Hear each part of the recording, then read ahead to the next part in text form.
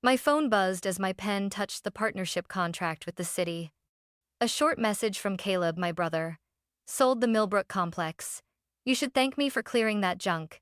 $250,000. I read it again and again, each word cutting into my eyes. The Millbrook complex, 6 buildings I had built over 5 years, the only pride of my life, had been sold by my brother with a single text. In the sunlit square, I dropped my phone onto the tiled ground. The dry sound sliced through the chatter around me. No one knew that seconds earlier, my entire world had been taken away by the man who shared my last name, Halloran. After my father's funeral, I gathered the cold teacups from the table, my hands trembling as I looked at the old leather notebook he had left behind. Inside, there was nothing but a few notes and a small slip of paper with a number written on it. $12,800, his final savings. Father once said, "Don't let this money sleep, Patrice. Let it grow even a little." Back then, I didn't fully understand what he meant. I thought it was simply his message for me, not for Caleb, not for anyone else. After the funeral, Caleb left Eugene the very next day with a leather suitcase and a plane ticket our mother had bought. The whole neighborhood watched him go, saying, "He'll bring honor to the Halloran family." And I stayed working as an accountant, earning $35,000 a year, renting a tiny room on a dusty brick road. Mother could never hide her disappointment. She didn't say it outright, but every time she mentioned Caleb, her eyes lit up, and when she looked at me, they dimmed. "Don't dream too big, Patrice. People need degrees and prestige to get somewhere." I smiled. I was used to staying quiet and letting people think whatever they wanted. That May, I bought my first row of houses, 6 shabby apartments with cracked walls and termite-eaten doors, tucked inside the industrial zone everyone avoided. The former owner wanted to sell quickly. I paid exactly $12,000 for the whole property, all my father's money, and a few thousand more borrowed from my pension fund. People laughed when I said I would fix the place up. "That area's about to be rezoned, lady," a neighbor warned. But I saw something else, not broken bricks, but a chance to start again. I taught myself everything: how to calculate depreciation, how to negotiate leases, how to read the city's zoning plans. At night, I lay in the first apartment I'd patched up, yellow light flickering on the ceiling, reading books on real estate borrowed from the public library. Some days, I painted walls until my hands bled, then went to work the next morning as if nothing had happened. But little by little, all 6 units were rented out. I still remember my first tenant, a single mother with 2 kids. She held my hand and said, "Thank you. This place is a new beginning for us." I nodded, and when they left, I realized I was crying. In the years that followed, I bought more properties, 1 block at a time, always choosing the ones others called not worth investing in. Every dollar I earned went back into real estate. I didn't buy a new car, didn't own expensive handbags, and had no pictures of myself online. I lived quietly, simply, and over time, I turned the name Haven Oaks LLC into a small force in the local investment world, but no one knew it was me. When Caleb came home for Christmas in the 3rd year, he drove a new BMW, wore a gold watch, and bragged about his big wins in court. Mother was so proud she kept repeating his every word. I sat at the corner of the table, listening to the clinking of spoons against glasses, smiling when she said, "Patrice, look at your brother. That's what ambition looks like." I thought of the lease contract I'd signed that morning, the newly renovated building already fully booked within 2 weeks. By the 8th year, the Millbrook complex was born, 6 connected buildings, each bearing one of my father's quotes engraved on the wall.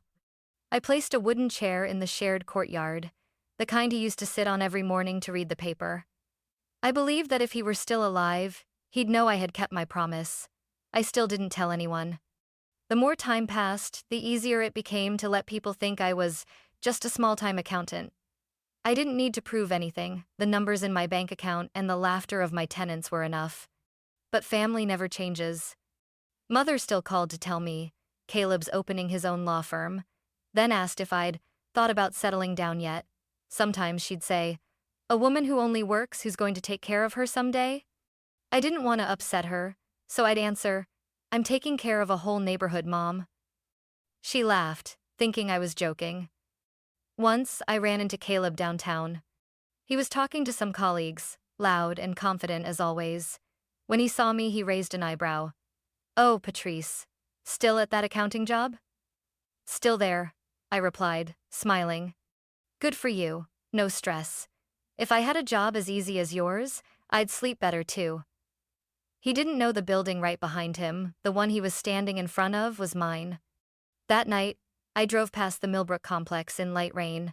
Warm yellow windows glowed. People were having dinner, children laughing under the porch. I stopped by the gate, looking at the brass plaque I'd had engraved. "A safe place isn't a fancy one, it's where people are treated with respect." I thought of my father, the old house we sold, my mother, and Caleb, and told myself maybe I no longer needed their approval. Still, no matter how used I was to loneliness, my chest ached whenever I heard Mother call Caleb her pride. I never wanted to outshine them. I wanted to be seen as part of the family. But to them, I'd always be the daughter who didn't use her opportunities, not strong enough, not prestigious enough to make them proud. So I learned to hide my sadness in spreadsheets and investment plans. Every time I felt left out, I signed another contract, bought another block, and turned that pain into rows of brightly lit apartments. By then, I no longer dreamed of recognition. I dreamed of peace, a small, simple dream that turned out to be fragile. The smell of grilled meat and wine filled the house as I walked in. The ceiling lights glowed over a white-covered table, polished silverware gleaming, Mother's cheerful laughter floating from the kitchen, as if nothing in the world mattered more than the bubbling pot of beef stew. I set my keys on the counter and took a deep breath. This house used to be my safest place. Now, hearing Caleb's voice was enough to make the air feel thick. He was sitting at the head of the table, arm resting on the chair, sleeves neatly rolled up, speaking with that same confident pride. "I told you, Mom, keeping that property was pointless. She couldn't handle the rising maintenance costs. I just helped a little early, that's all." Mother laughed, a gentle, naive laugh that almost hurt to hear. "You always think of the family, Caleb. I'm so glad you finally took care of that old complex." Amber, his wife, once my best friend in college, sipped her wine quietly, eyes fixed on nothing, as if trying to dissolve into the silence between their laughter. I stood at the doorway, calm as a visitor. Then I took out my phone, stepped closer to the table, and said softly but clearly, "If everyone's done talking, let me play this." I set the phone in the center of the table. A recording began to play, the steady voice of the notary.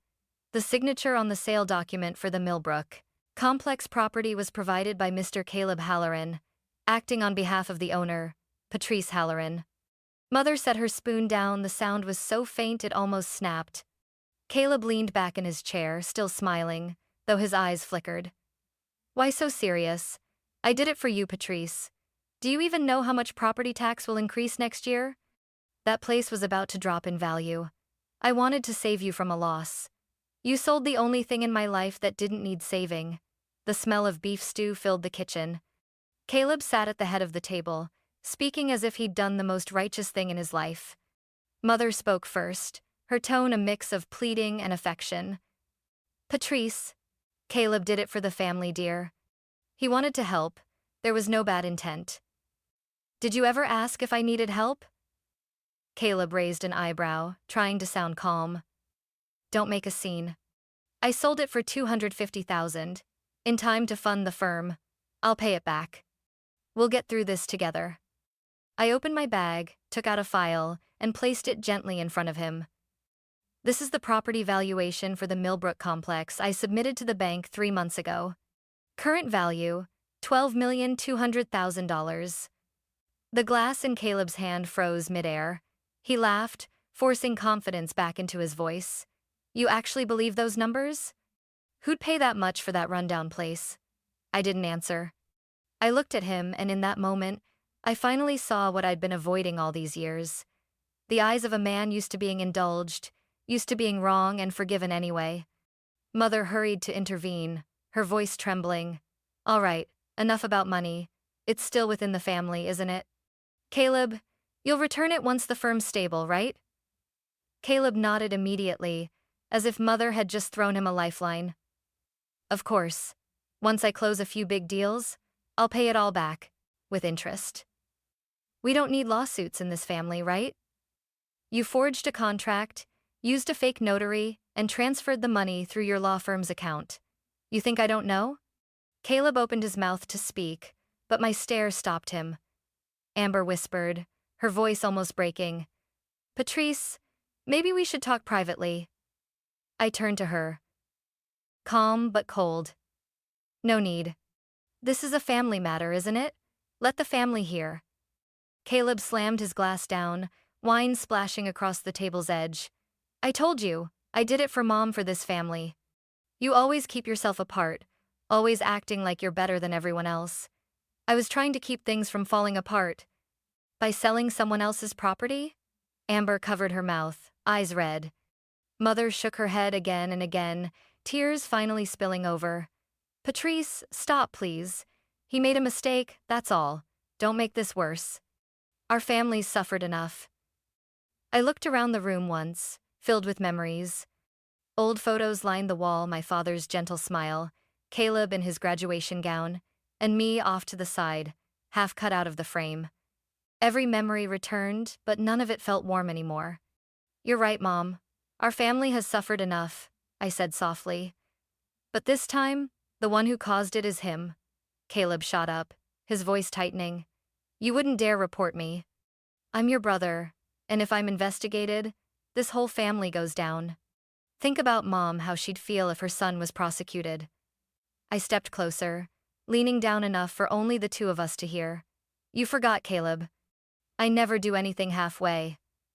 His eyes wavered, fear showing for the first time. Mother stood up, her voice shaking. Sweetheart, stop. Don't do this to your brother. He just made a mistake. A sister should be forgiving, should care for her brother. I looked at her, steadying my voice. Mom, I've been forgiving my whole life.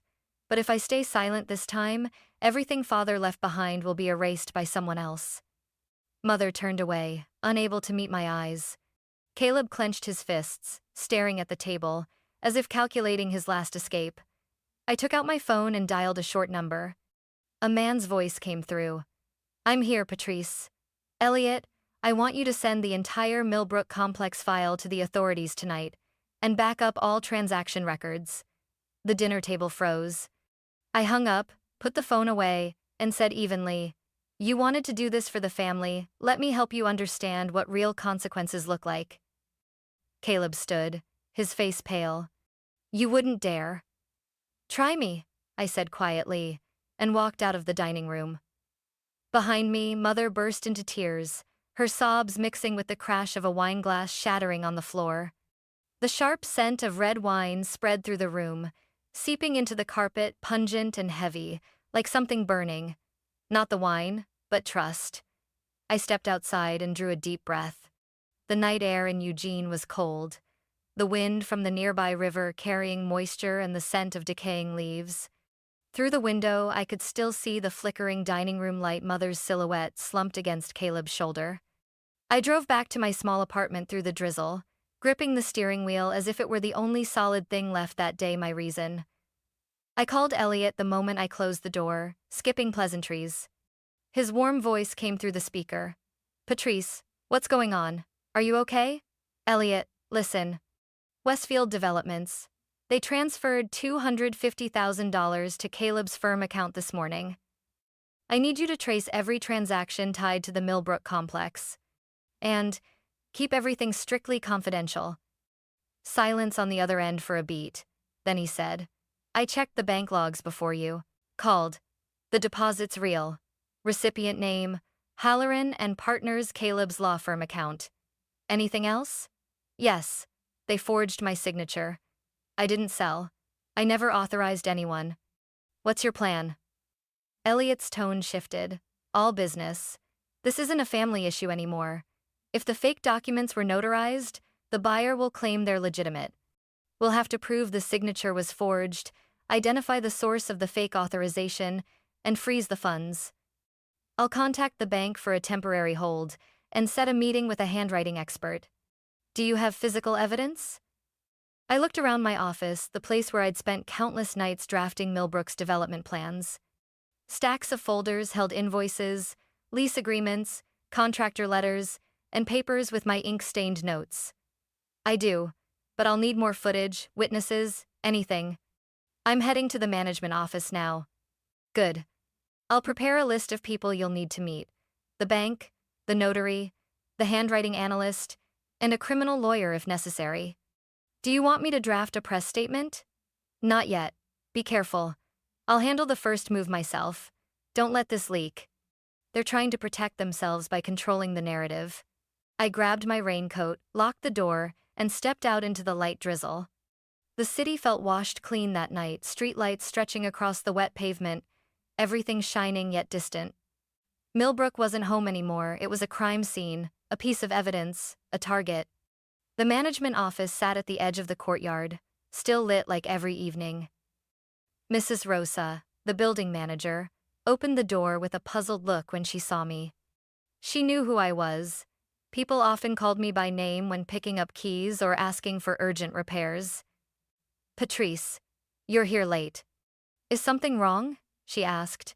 I need to see today's security footage and every record tied to the sale transaction. If anyone signed or received documents on my behalf, I need to know now. Mrs. Rosa hesitated for a moment, then led me into the small control room. Screens displayed familiar views: the main entrance, stairways, the shared courtyard with the wooden bench where I used to read. Each frame etched into my memory. Now, they were evidence. I fast-forwarded through the footage from early morning to the transaction hour. First came the title company agent wearing a blue jacket, carrying a briefcase entering the administrative office. Then a man in a suit appeared, calm expression, approaching the reception desk and placing documents down. I slowed the playback as his hand signed a paper, thin, firm strokes.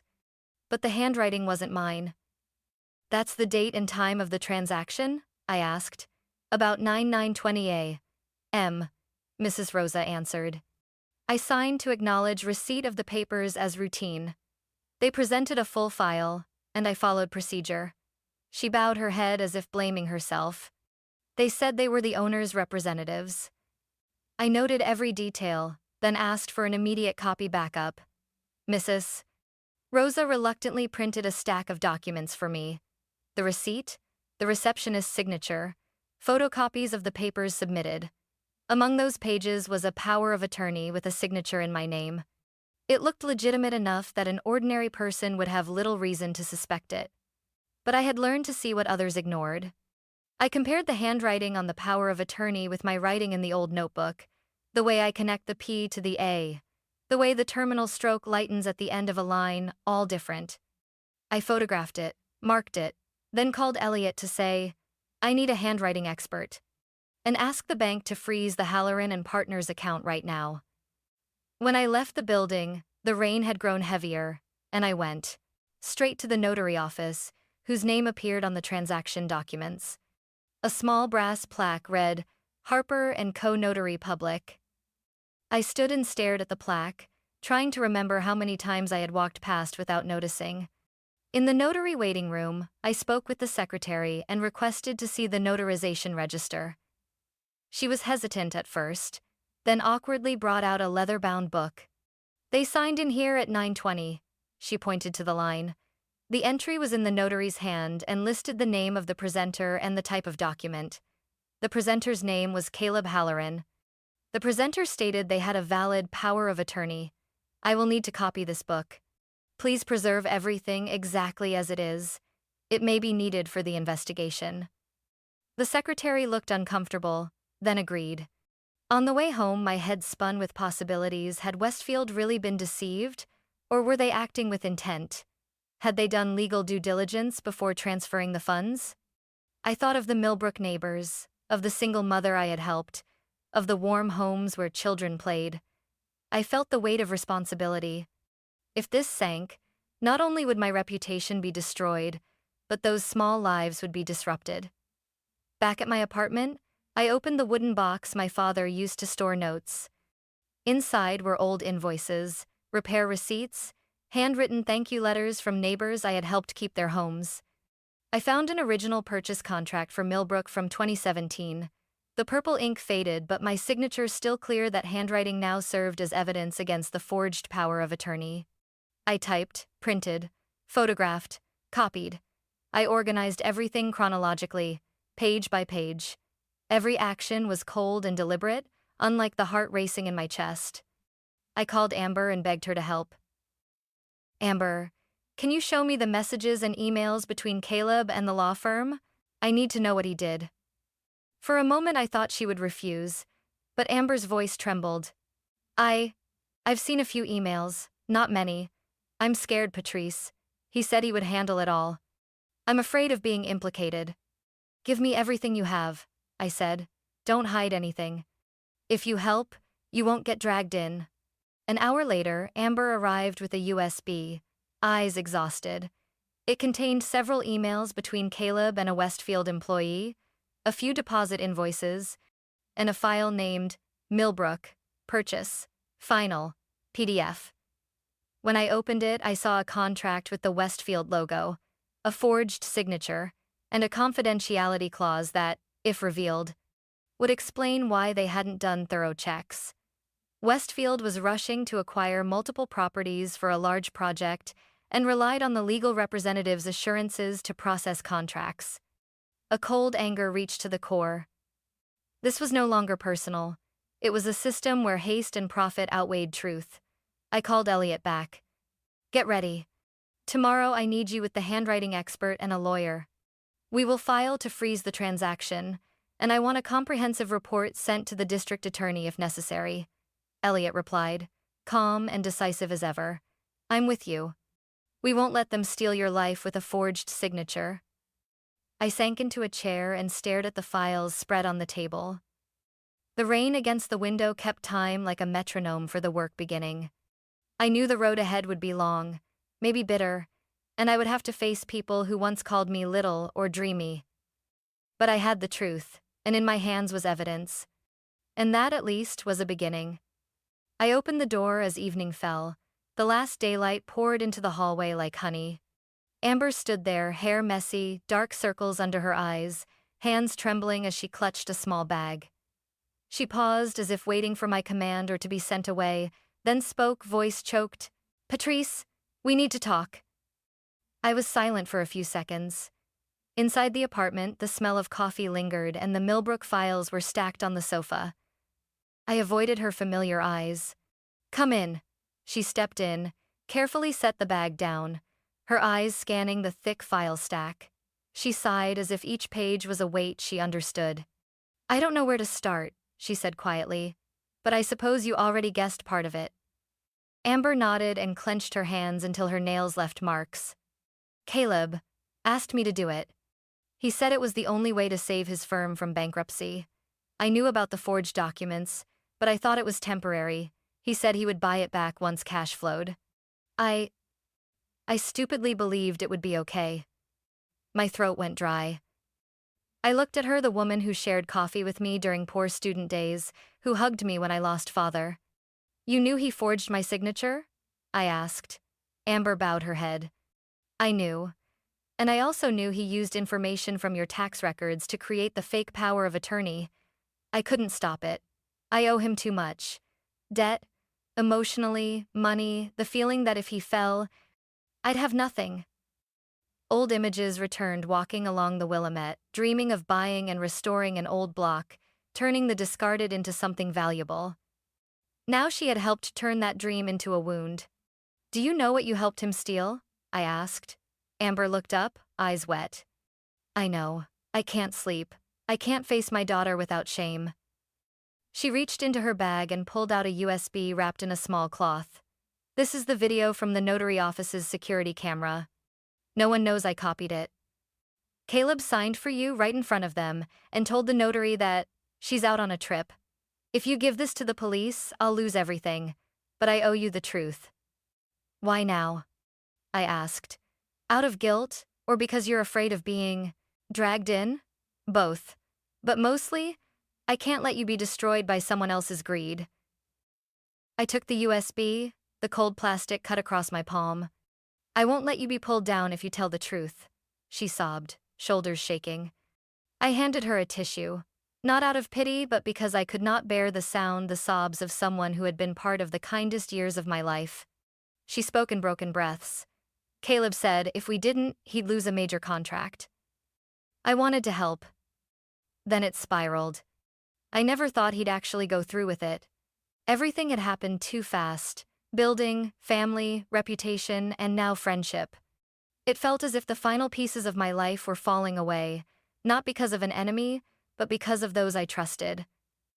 Will you testify? I asked. She looked at me, fear and determination mixed in her gaze. If you promise my daughter won't be involved, I will sign. I nodded. I need the truth. No one else will pay the price for you. She left as dusk deepened. I watched her shrink into the rain through the window.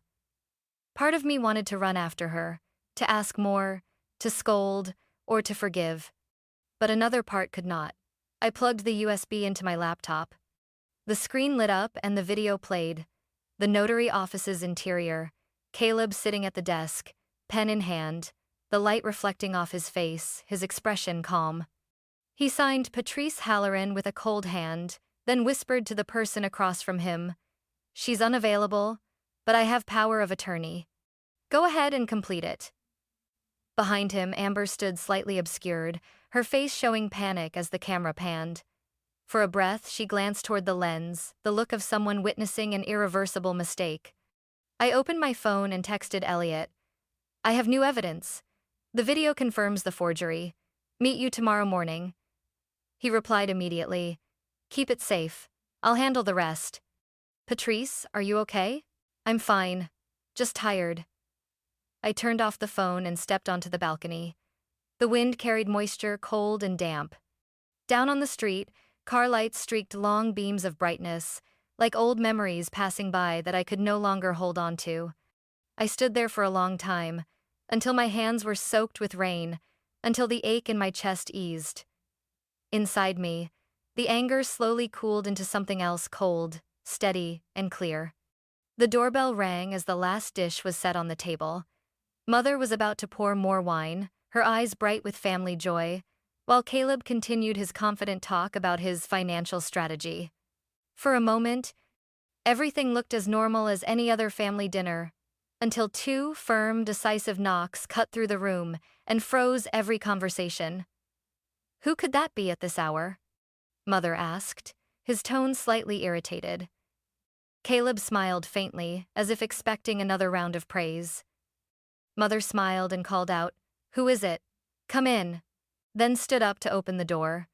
I rose too, my heart suddenly cold. Two police officers in dark coats stood in the hallway, faces grave. The lead officer pulled out a document and read in a low, steady voice, "Caleb Halloran? You are under arrest. You are under arrest for charges of fraud, forgery, and theft of property. You are being detained under court order." Mother let out a faint cry, gripping the edge of the chair. Amber lunged forward, pale, choking on a sob. Mother stammered, searching for words, but no sound came. Caleb stared at the officers, then at me. His face shifted moments ago. He had worn the smile of a man on top of the world. Now it was shock, a drained gray disbelief. He rose slowly, as if pulled by an unseen force, his hands limp. One officer held handcuffs, the other read his rights calm, deliberate, the law suddenly alive in a room once filled with warmth. "Caleb Halloran, please come with us," the officer said, professional but not harsh. Caleb didn't resist or shout.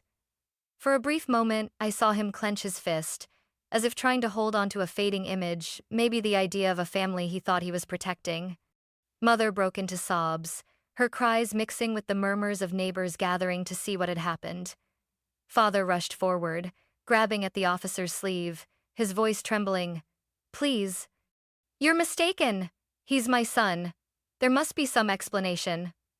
The officer placed a hand on his shoulder, firm but gentle. "Sir, please stay calm. You're a witness. We'll sort this out." Amber dropped to her knees, begging, her voice cracking as she pleaded for my forgiveness. Her words fell into the air like shards of glass, each one cutting deep. I heard a neighbor whisper, They say it's a big case. The press is already looking into it. I turned away, unwilling to see the faces of those I once called family. As the officers let him out, Caleb looked back one last time. His eyes moved from Mother to me. Something inside him broke a slow collapse, a late realization. He finally saw the weight of his own actions. I struggled to contain my emotions, not satisfaction, not revenge, but a sorrow that ran deep for someone bound by blood. I knew, in that moment, every road ahead would be rough. The media wasted no time. As the police car drove away, my phone exploded with notifications, texts, calls, emails. Eugene lawyer accused of illegally selling $12 million property. The headline flashed on my screen like a fresh wound. Each word pierced, but I was ready not with hatred, but with files, copies, and the video Amber had brought.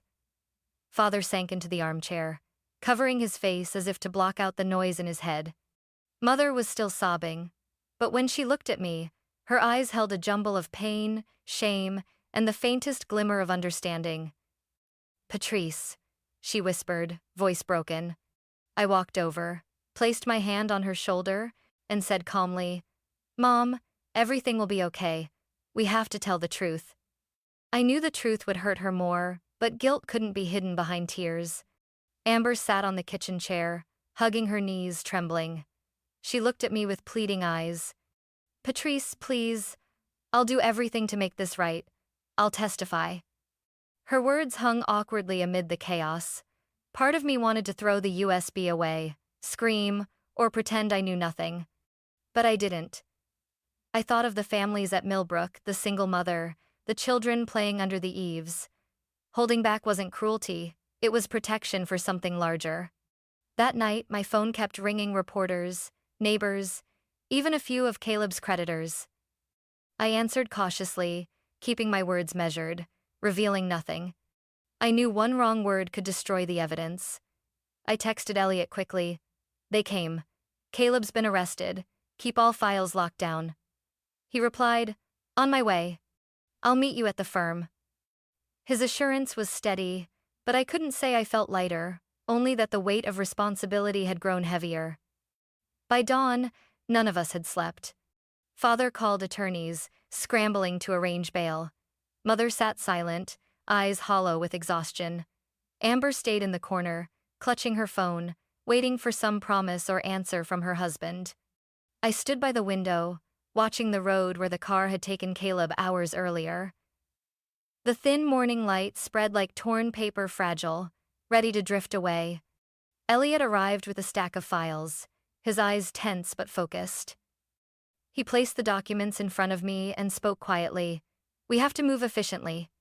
They acted fast because the buyer submitted their complaint and the title company notified the authorities. "But your evidence, the original deed, lease receipts, and the video will hold strong. We need to file for asset protection, request a court freeze on the transaction, and coordinate with the district attorney's office." In my mind, the steps form timelines, numbers, signature verifications, account freezes. Everything could unravel if I didn't act fast. But one thing couldn't be rushed: going public too soon. I thought of Mother. Our family's name dragged through the media. I thought of Amber, who had held my hand and cried the night before. When we stepped outside, news crews were already at the corner, microphones bearing large station logos aimed at the Halloran house. Neighbors gathered, whispering, speculating. Some approached me, saying they would stand by the truth. Others watched with wary eyes. I closed mine for a second, took a deep breath, and walked through them as if walking through a past I'd outgrown. I faced the reporters but said nothing. Sometimes saying nothing is the clearest answer. Cameras flashed, lights glared, but the noise outside couldn't shake my resolve. Beside me, Elliot rested his hand lightly over mine, a reminder. Be careful, but don't falter. At dinner a few days later, when things had quieted a little, the house no longer echoed with laughter. Mother called me into the small room, her voice free of reproach for the first time. "You did the right thing." I looked at her and saw traces of regret, of recognition. Not forgiveness, but the start of something new. Truth finally being acknowledged. The arrest at dinner had torn open wounds that couldn't be patched. The Halloran family was cracked beyond repair. I stood among it all, not the victor, not entirely the victim. I was the keeper of evidence, the one who had to decide what came next. And when the noise subsided, one thing was clear. The road ahead would be long, and I would have to walk it step by step with reason, with the resolve that once helped me build Millbrook from discarded bricks. That morning, Eugene lay under a thin veil of mist, like a gauze draped over the city. I sat at my desk, surrounded by dozens of papers and files Elliot had sent overnight. Lines of text like Needle's company names, addresses, tax IDs, and among them, one name repeating over and over until it tightened my chest. Patrice Halloran Holdings. Elliot walked in, holding a steaming cup of coffee, his voice lower, slower, heavier than usual. "We have another problem. A serious one, Patrice." "What now, Elliot? Tell me." He set the folder down in front of me and opened to the first page. The bold heading stood out. Business registration, Patrice Halloran Holdings, LLC. Below it was an office address on High Street, just a few blocks from Millbrook. Registration date, 2 weeks before Caleb's arrest. Listed legal representative, Caleb Halloran. The room went silent. I stared at my printed name on that official document, but it no longer belonged to me. The realization chilled me even more than the night the police took him, because I now saw that he hadn't stolen my property. He was stealing my identity, piece by piece. He used my name to open a company? Not open it. He used that company to mortgage 3 other properties in the city, 2 in Riverdale District, 1 in the West Industrial Zone. Total loan value around $3.5 million. And Patrice, I'm afraid he didn't do it alone. You mean someone's backing him? Possibly an investment partner. But when I dug deeper, I found the funds from that company were funneled into a project called Westbrook Energy Partners. It looks legitimate, but the tax records are blank. No reports, no employees, no fixed assets. Every sign points to a shell company for money laundering. I leaned back in my chair, fingers gripping the edge of the desk. My voice dropped to a whisper. He was planning to sell even my name. If you don't act fast, they could drag you into a federal investigation. On paper, you're the company owner. Every transfer, every payment, carries your name. If he went too far, you could be treated as an accomplice. I had thought I'd already seen the worst of Caleb, but this time, he'd become someone capable of destroying my life with another forged signature. "Elliot," I said, my voice trembling, "what do we do?" He pulled a chair beside me, his expression grave. "We won't let them pull you in. I've contacted the Lane County District Attorney's office. They're reviewing the case for expansion. But Patrice, you need to be ready. Once we file all this, it won't just be a Eugene case anymore. It could go federal. And you'll have to testify. I understand. Do it. I have no other choice." He looked at me for a long moment, making sure I grasped what I'd agreed to. Then he carefully gathered the documents, placed them into his leather briefcase, every motion deliberate, each one heavier than the next. When we left the office, the sun had risen, light streaming through the windows, casting long streaks across the floor. I walked beside Elliot, each step feeling as if I were dragging my past with me. We stopped at the entrance to the district attorney's office, an old building with white columns and a brass nameplate gleaming in the morning sunday. Inside the public reception area, the air was cold and still like a church. A woman in a suit came out and introduced herself as Assistant District Attorney Janet Myers. She shook my hand, her eyes serious but not unkind. "I've reviewed the preliminary file Mr. Elliott sent. This case is complex. Identity fraud and money laundering are both involved. You must understand, any inconsistency in your statement could implicate you. I need to hear directly from you. You never authorized your brother to use your name in any business transaction, correct?"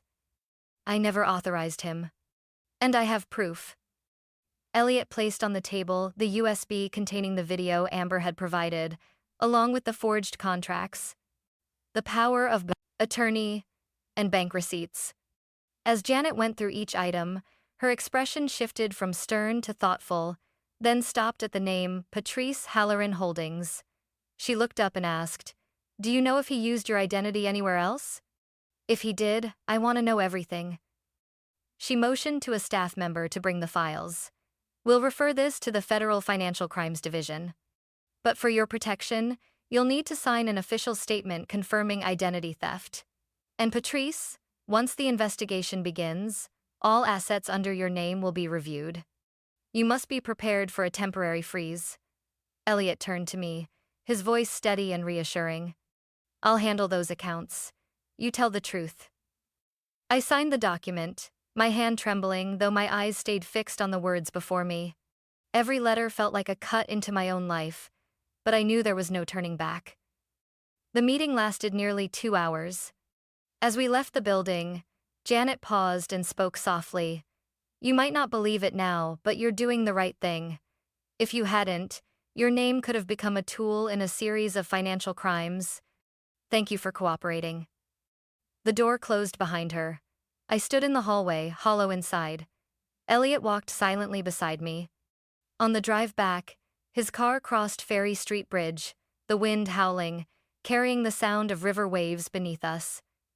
Patrice, you've endured more than most people ever will. But remember, from now on, everything will be public. The press, the courts, the media, you'll have to stay steady. If you waver, they'll use your own name to twist the story. I looked out the window. The city passed by like a slow-motion film, every street corner, every familiar cafe, every building I had once invested in, all fading into the distance. I thought of my father and his old words. Sometimes the most valuable thing you have isn't money, it's your name. Now, I understood him. A name could be pride or a weapon, and I had watched my brother use mine to commit a crime. When the car stopped in front of my office building, Elliot looked at me and said quietly, "Tomorrow they'll announce new charges, money laundering, and identity fraud. From this point on, no one can call it a family matter." Good. This time, he'll have to face the name he tried to steal. On the top floor of the building across the street, the sign Haven Oaks LLC reflected the light, glowing bright against the gray sky. I looked at it, feeling something unfamiliar, not anger, but a sharp, clear awakening. The news of the verdict was read in a closed courtroom, yet its echoes spread through Eugene like a morning bell in the wind. I sat in the last row among strangers. On the stand, Caleb stood with his head bowed, his suit wrinkled, chin sunk low as if a single breath could knock him down. The judge spoke calmly, each word falling like a hammer into the air. 8 years in prison. Confiscation of all personal assets, seizure of profits tied to money laundering, and permanent revocation of the license to practice law. I stared at my brother without blinking. What I felt wasn't satisfaction, it was a cold, slippery sadness, as if someone had peeled away our childhood memories. He didn't look at me or anyone else. When the officers led him away, I heard him exhale not in anger, but in surrender. Outside the courthouse, light rain began to fall. Raindrops streaked the glass in a misty blur. Elliot held an umbrella over me, but I let a few drops fall onto my face. "Justice isn't always comforting," he said softly. I didn't answer. Some things can be right and still not feel right. A few days later, Mother called. Her voice was hoarse and shaky, as if she hadn't slept all night. "Patrice, can you come see me? I need to talk." I had known that call would come, but when it did, my throat still tightened. Her house was only 10 minutes from downtown, yet I drove as if every mile was a hard piece of memory to swallow. She was waiting in the living room, still wearing her coat even though the weather had warmed. When I walked in, she stood, her eyes dim not with anger but exhaustion and bitterness. "Can you withdraw the complaint?" she asked directly, voice strained but firm. "I know you're hurt. But my son is in prison, Patrice. The whole city knows. I can't go out. I can't look anyone in the eye. They say I raised a criminal." I sat down, my hands folded on my knees, keeping my tone calm. "Mom, it's not a complaint. It's the law. He committed a crime." "You don't understand," she snapped softly, her eyes flashing with pain. "This family will fall apart. You're destroying our name. You could talk to the court, ask for leniency." "If you wanted to," I interrupted her, my voice quiet but colder than I expected. I didn't destroy this family, Mom. He did, when he forged my signature. She froze, staring at me as if I'd said something impossible. Her lips moved, but no words came. In her eyes, I saw something break, not tears, but the old belief that family loyalty could excuse any wrongdoing. You don't understand a mother's heart, Patrice, she whispered, almost pleading. He just made a mistake. You can't hand him over to outsiders like that. I didn't hand him over, I said, but I'm done carrying someone else's sins. Before leaving, I stopped at the door.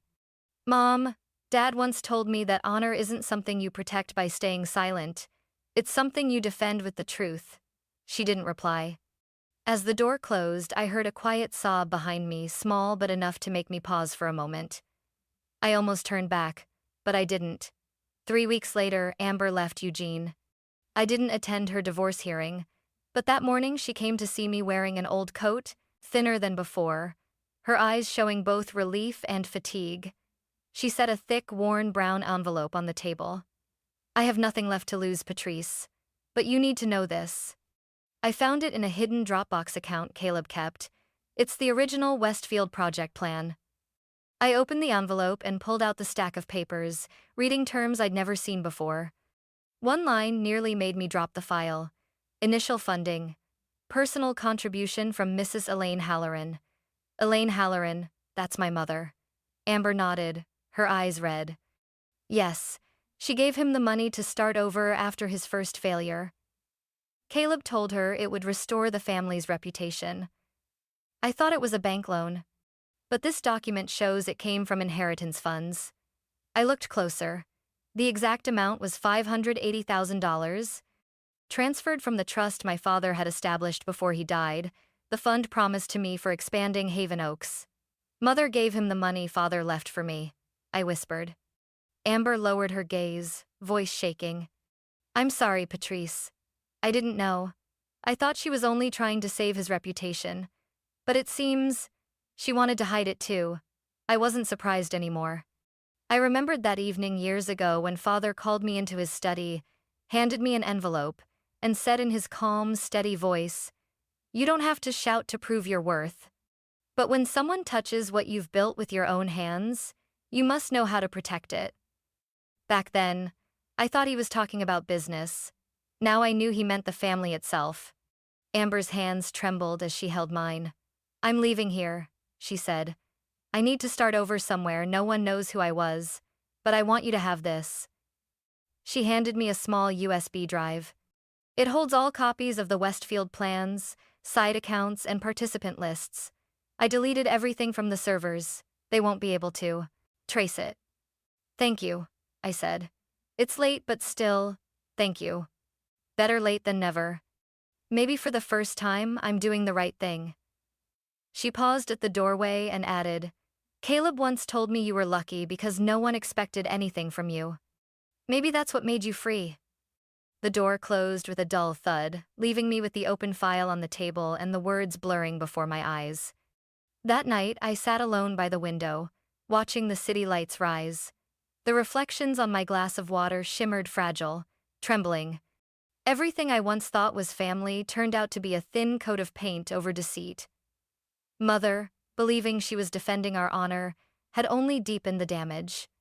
Caleb, claiming he acted for the family, had sold even the family's name, and I, the so-called betrayer, was the only one left holding the truth. I touched the USB, its cold surface sending a chill through my fingertips. Maybe this was the only link I still had to them, a fragment of truth, and an inheritance I never wished to claim.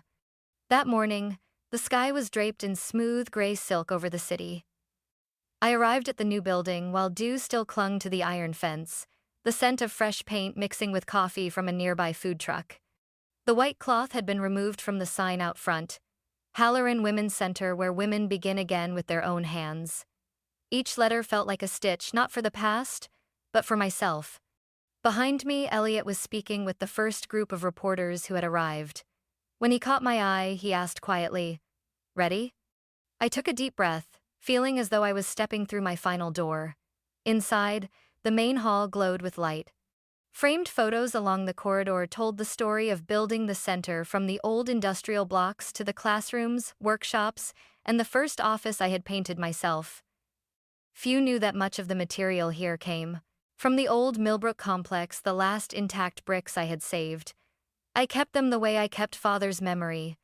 People had asked me many times why I named the center Halloran, the name once tied to scandal and a broken family. But I kept it. I wanted people to see that honor isn't something that can be sold. It's only lost when we stop defending it. When the ceremony began, I stepped onto the stage. Cameras clicked rapidly, flashes making me blink. In the front rows sat our partners, young women who had received startup grants, and a few familiar faces from the local real estate community. Elliot stood quietly near the doorway. Mother wasn't there. I'd known she wouldn't come, and I didn't expect her to. The host gave a short introduction and handed me the microphone. My voice carried softly but clearly through the hall. A year ago, I lost more than a building. But in losing it, I finally saw what true building means, not with money, but with trust and effort. Today, this place isn't about remembering mistakes. It's about starting over for the women who were underestimated, dismissed, told they weren't strong enough to stand alone. Below, a few people nodded. I saw young women wiping tears. A gentle warmth spread through my chest, melting what little ice was left. I paused, opening the envelope Elliot had prepared. Inside were copies of financial records, inheritance certificates, transfer agreements, and bank documents I had recovered from my father's archives. I held them up, the light reflecting off the faded ink. People often ask where I found the funds to begin. I don't hide it. The first money that built Millbrook Complex, the project my brother later sold illegally, came from the inheritance my father left me. Part of the trust that years ago, my mother, out of misplaced faith, transferred to Caleb's account. I didn't sue her. I didn't seek revenge. I simply reclaimed what was mine. The room was so quiet I could hear the microphone crackle in my hand. A journalist raised his hand, his rough voice straightforward. "Miss Halloran, some say you went too far. That even if you were right, what you did still hurt your family. Are you afraid people will call you ruthless?" I spoke slowly, letting each word fall like a grain of sand. I used to be afraid. Afraid of being hated, misunderstood, afraid that justice would leave me alone. But I've learned kindness alone doesn't build justice. Because if all we do is yield, nothing ever changes. I didn't seek to hurt anyone. I only put the truth back where it belongs. At the back of the room, Elliot lowered his head slightly. I caught his gaze, not pride, but quiet trust. He knew the story had never been about money, but about dignity in a world where kindness is too easily exploited. The ceremony continued with the ribbon cutting. When the red ribbon fell, applause filled the hall, mingling with soft music.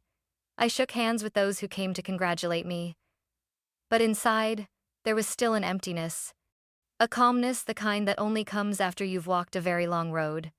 When the crowd had thinned, a young staff member came up to me with a small envelope, saying it had been delivered that morning with no name left behind. I opened it. Inside was a single handwritten card. "Your father would be proud. E." I recognized the handwriting, instantly neat, slanted, soft as a breath. "Mother." I held the card for a long time. Outside the window, the sun was rising, its light reflecting on the glass walls of the center. I saw my own reflection, not the woman once labeled a homewrecker, but someone who had stayed, who had built something new out of what remained. I walked down the hallway, letting my hand brush against the large framed photo on the wall, the image of Millbrook Complex on its opening day, the young trees, and the laughing children. Below it, a bronze plaque carried the words I had chosen from my father's saying, "Justice begins with courage." I stopped at the door of the conference room, where a dozen young women sat around a table, discussing their first project, a small housing complex for single women. Their voices overlapped with laughter and the tapping of pens. A curly-haired girl noticed me and smiled. "Miss Patrice, we came up with a name for the project, Second Foundation. What do you think?" I smiled and nodded. "I think it's perfect. Everything can begin again as long as you remember why you started." Her smile widened. For a moment, I saw my younger self in her, the girl holding her first blueprint, nervous but determined. It was noon. Sunlight streamed through the windows, glinting off the old bricks I had relayed on the floor, the only part I kept from Millbrook. I walked slowly across them, feeling the warmth from the familiar ground beneath my feet, as if my father were somewhere near, watching every step. No more open wounds, only scars, and I carried them as part of myself, neither hidden nor regretted. Because sometimes, to reach where you truly belong, the only thing you need to do is step away from what once bound you. And today, I had done that. That afternoon, the phone rang while I was standing in my office, gazing through the window at the newly restored neighborhood below. The red brick buildings of Millbrook stretched out before me, once dismissed as scrap, now gleaming under the late-day sun like polished copper after a storm. I barely noticed the first ring until Elliot stepped in and said softly, "Patrice, someone from the federal prison wants to speak with you." I turned. In that moment, all sound seemed to retreat. My heartbeat slowed, and I knew instantly there was only one person it could be. I nodded and took the call. On the other end was a man's voice, hoarse, low, uncertain in a way I had never heard from him before. "Sis." A pause. "You won." I said nothing. Outside the window, the sunset cast its reflection on the glass, splitting my face in two, half light, half shadow. Caleb went on, his voice steady, as if reciting his own verdict. "But I've learned, you never had to beat anyone. You needed to be seen." I closed my eyes. For a fleeting moment, I saw two children at the kitchen table, our father teaching us how to calculate interest with a handful of coins. Caleb was always quicker, always praised. I was the quiet one, writing things down, silently understanding that I would never be valued the same way he was. "No one needs to see me," I answered, my voice barely above a whisper. "They need to learn not to be blind anymore." The line went silent. Maybe he was thinking. Maybe he was giving a bitter smile. Finally, he spoke again, his tone like a confession. "I lost everything to learn that. What did you lose?" I looked out at the city, the sunlight glinting on the young trees replanted last spring. "I lost my illusions," I said. "But maybe that's not a bad thing." There was no goodbye, just a quiet breath before the line disconnected. I set the phone down and looked around the still office. In the corner, a young woman was sorting papers, one of the first trainees from the Halloran Center. I remembered her trembling hands when she'd first arrived, saying she wanted to build housing for women recovering after divorce. Now she managed her own project. I smiled faintly. Maybe that was the answer to Caleb's question. Evening settled in. I walked out, the sound of my footsteps soft along the hall. Passing the sign, Halloran Women's Center, I paused for a moment. Under the warm light, the name no longer marked tragedy, it was a testament, proof that sometimes the most underestimated person can create the most enduring legacy. I drove toward Millbrook as the city lights came on. The old road had been repaved, the houses glowing with small window lights. Children's laughter echoed from the community playground, once an empty lot of rubble. I turned off the engine and stepped out, letting the night air carry the damp scent of new bricks and wet grass. I walked slowly along the porch line, past a small cafe run by one of the program's graduates. She spotted me and waved, smiling brightly. "Miss Patrice, we sold out of pastries today." I laughed. "That's wonderful. Now I have a reason to come back tomorrow." My steps led me to the main building in the center, the first property I ever bought, the one Caleb had once sold illegally. Now it had been renovated into the community project office.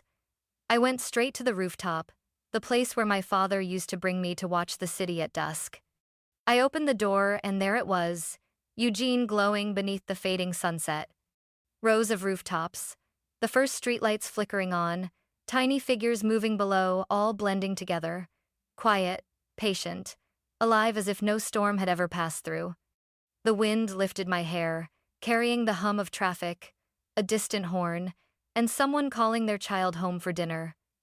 I rested my hands on the railing, gazing down at the homes I had saved. In the courtyard, children were chasing one another, laughter ringing out. They didn't know who built this place, and they didn't need to. They knew it was home. I closed my eyes. My father's voice echoed in my mind, warm and steady, as if right beside me. When you build a home, don't think of walls and doors. Think of the people who will live inside. Maybe if he were still alive, he wouldn't ask whether I'd won or lost. He'd simply ask, "Are you happy?"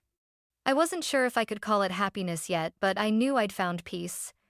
Not the easy kind, but the kind that comes after surviving, after learning how to let go of what can't be saved.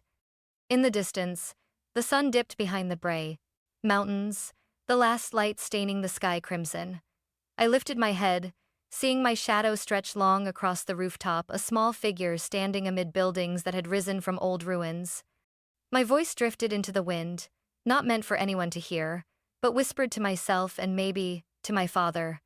They once thought I was small, but sometimes the smallest person is the one who builds the whole city.